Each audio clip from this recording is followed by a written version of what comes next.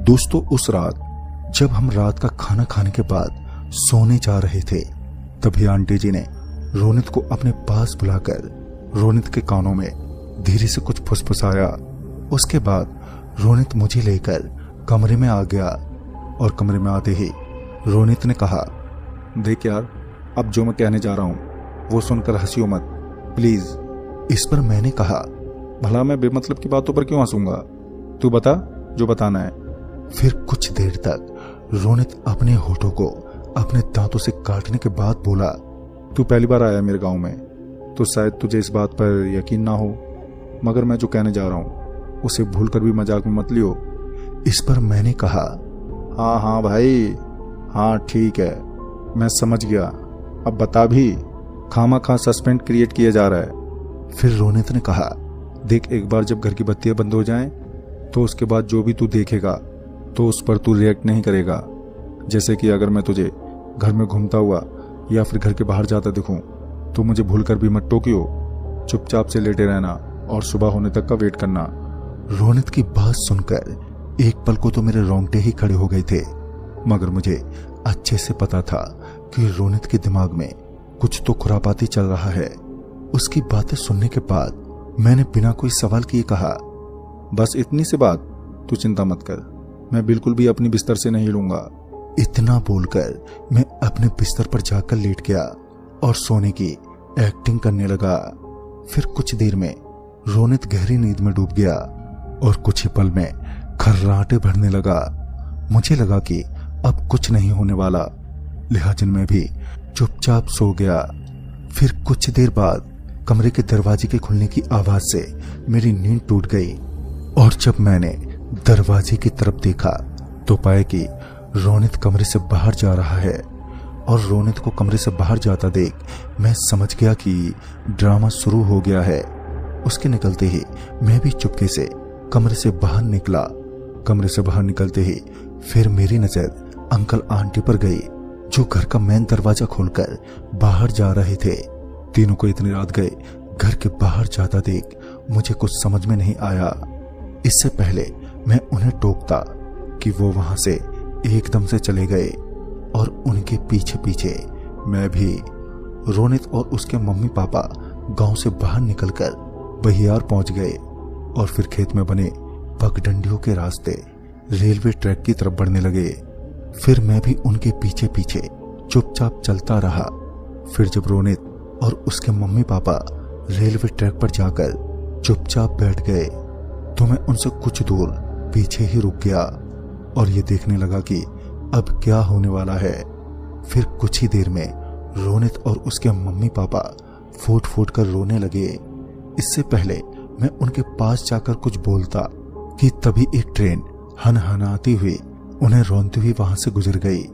ये सब इतनी जल्दी में हुआ कि मुझे थोड़ा सा भी वक्त नहीं मिला उन्हें बचाने के लिए। मैं ये दृश्य देखकर अंदर तक हिल चुका था, मेरे हाथ पैर ठंडे पड़ गए थे, तो वहीं मेरे मुंह से अब झाग भी निकलने लगे थे। मेरे दिल की धड़कनें भी काफी तेज गति में धड़क रही थी। मैं अभी अपने आप को ही संभाल रहा था कि तभी मुझे कुछ कदमों की आहट सुनाई दी, जो कि ठीक मेरे पीछे से आ रही थी। फिर जब मैंने पीछे पलटकर देखा तो मुझे अपनी आंखों पर एक पल को विश्वास ही नहीं हुआ। मैंने देखा कि रोनित अपने मम्मी पापा के साथ वापस उसी पगडंडी के रास्ते गांव लौट रहे हैं। उस वक्त मेरा दिमाग ये समझ नहीं पा रहा था कि आखिर सच क्या है। तभी मैंने भी वापस उनके पीछे पीछे गांव आने के लिए जैसे ही कदम बढ़ाए कि तभी मैंने पाया कि मैं उस रेलवे ट्रैक पर खड़ा हूं और मेरे दोनों पैर अचानक ही भारी हो गए। मैं डर के मारे रोनित को आवाज देने लगा, रोनित बचाओ मुझे कुछ हो रहा है। मैंने अंकल आंटी को भी कई बार आवाज दी, मगर उनमें से किसी ने पीछे पलटकर भी नहीं देखा। वो तो बस सीधे चलते रहे और अब तक मेरी आंखों में आंसू आ चुके थे। पता नहीं आगे क्या होने वाला था कि तभी मेरे शरीर में एक सिरहन सी उठी और मेरे शरीर के सारे रोंगटे खड़े हो गए। तभी किसी ने मेरा गला दबोच लिया और उस रेलवे ट्रैक पर घसीटते हुए मुझको ले जाने लगा। मैं ट्रैक पर बिछी उन बजरियों से इतनी बुरी तरह से टकराए जा रहा था कि मैं देखते ही देखते बेहोश हो गया। फिर जब मुझे होश आया तो इस बात को लगभग 1 महीना बीत चुका था और मैं शहर के एक बड़े अस्पताल में भर्ती था। फिर जब मैं रोनित को मिला तो उसने बताया कि उसके गांव में एक ऐसा परिवार था जो काला जादू किया करता था, मगर उन्होंने कभी किसी को किसी भी तरह का नुकसान नहीं पहुंचाया था। पर गांव के कुछ लोग जो अपने आप को चौधरी समझते थे, तो उन्होंने अपने किसी जाति दुश्मनी के चलते गांव वालों को उस परिवार के खिलाफ भड़काने लगे और आखिरकार गांव वाले उन लोगों के बहकावे में आ गए और गांव वालों ने उस परिवार को बड़ी ही बेदर्दी से मार डाला। मरते वक्त उन लोगों ने कहा था कि तुम सारे हमारे ही तरह तड़पोगे, वो भी हर रात और हर रोज। तुम लोग मौत को रोजाना महसूस करोगे मगर मरोगे नहीं। और हुआ भी कुछ वैसा ही। फिर 13 दिन के बीतते ही गांव वालों पर आफत टूट पड़ी। उस रात सारे गांव वालों ने अपने आप को आग लगा ली थी और फिर सभी के सभी बुरी तरह से तड़पते रहे, मगर वो मरे नहीं और सुबह होते ही फिर से नॉर्मल हो गए। ये बात किसी को भी उस रोज नहीं समझ में आई, मगर अगली ही रात अचानक ही सारे लोग एक दूसरे का कत्ल करने लगे और सारे के सारे मर गए। मगर फिर चमत्कार हुआ और अगली सुबह फिर से सब कुछ नॉर्मल था। अब गांव वाले समझ चुके थे कि ये उनके साथ क्या हो रहा है, लिहाजा गांव वाले धीरे धीरे गांव छोड़ने लगे। फिर कुछ ही दिनों में काफी गांव वाले गांव छोड़कर चले गए, मगर बाकी के लोग चाहकर भी नहीं जा सकते थे।